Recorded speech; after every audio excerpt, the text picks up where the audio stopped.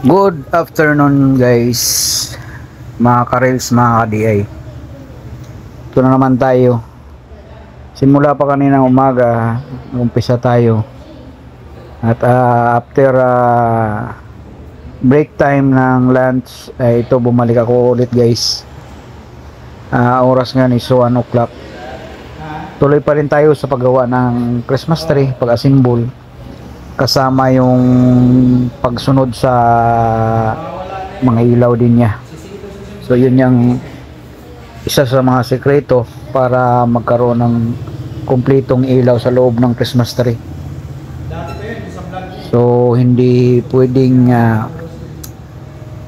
i-assemble mo na lahat ang Christmas tree tapos isunod mo yung ilaw, kundi kada assemble mo, dahil 3 layer ito guys.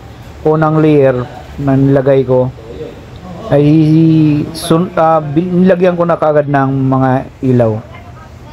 Tapos yung pangalawang layer natapos kaninang umaga. So yun, nakasunod din yung ilaw. So dito na ako sa pinaka 3 layer or pinakalas yan. Pero matagal-tagal pa to guys na gawain. So gumagamit na nga ako ng patungan dahil medyo mataas na. So yan guys, ganyan lang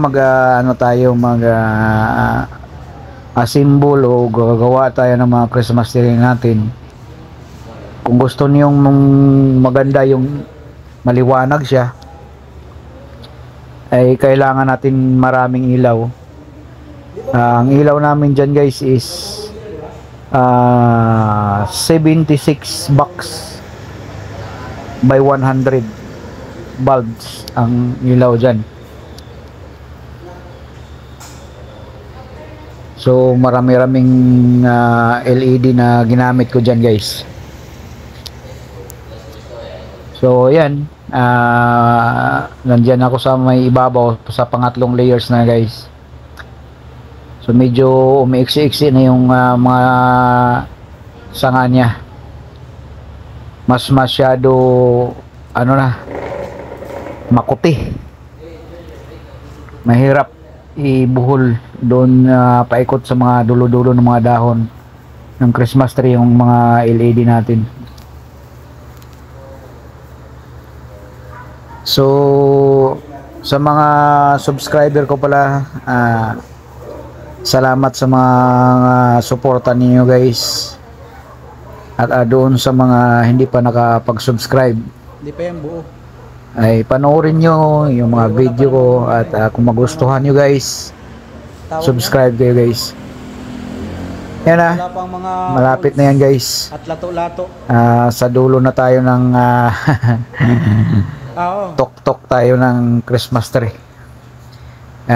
Tinitingnan ko yung mga side by side niya dahil may mga salamin kasi dito guys. Daming Yan, Christmas tree. so binibidyohan ko yan. No? Kung titingnan mo, maraming Christmas tree guys. Dahil kabilaan may salamin kasi itong labi namin. Nakikita namin yung talikuran talaga ng Christmas tree. Lalo na kung maglagay kami guys ng mga dekorasyon na dyan. So sa ngayon, mga ilaw muna yan. At isusunod na yun ang mga dekorasyon. So yun guys, nandito tayo sa pinaka-tuktok na ng Christmas tree. Naglalagay ng mga ilaw pa rin.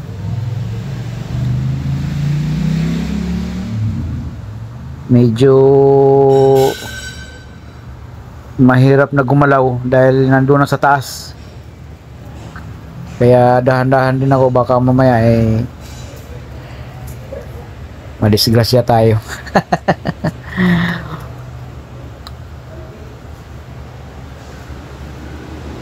So yan, kung nakikita nyo guys, ay ang bawat dulo kasi talaga niyan, yung sequence ng paglagay ng ilaw ay sunod-sunod lang yan guys, paikot sa bawat sanga, dahon ng Christmas tree. Kaya hindi basta-basta gawin siya na matapos mo ng 1 oras, hindi talaga. Pang 2 araw ko na to guys na paggawa. Tinitingnan ko naman at sa itong buong araw na to ay matatapos ko siguro to. Dahil nandito na tayo sa may dulo na, last na layer. At ang pinaka pang-apat, yan guys.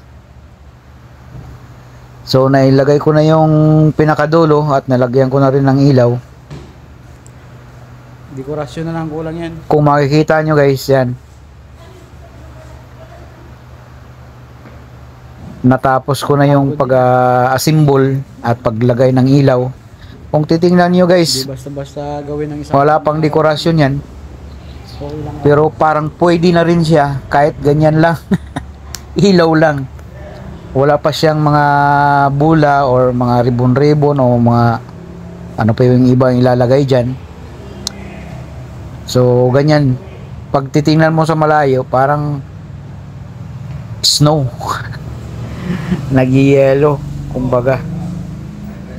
So yun guys, natapos ko na aking ginawa at piniplex ko na lang sa inyo. Salamat sa pag-intay at panonood ulit ng part 2 ng aking video sa paggawa ko ng Christmas tree guys. So nandito tayo sa top view sa second floor. Tinitingnan ko guys, yan. Kinukuhaan ko siya ng video talaga. Dito ko sa top view. Dahil sinisilip ko pa kung ano yung dapat ilalagay pa at saan ba yung may medyo madilim pa. So yan. So yun, okay naman. At nakikita ko naman na okay na yung mga ilaw na sit up talaga. So thank you guys, hanggang dito lang yung video ko. Salamat sa panonood at don't forget to follow guys. Subscribe sa hindi pa nakasubscribe. Thank you. God bless.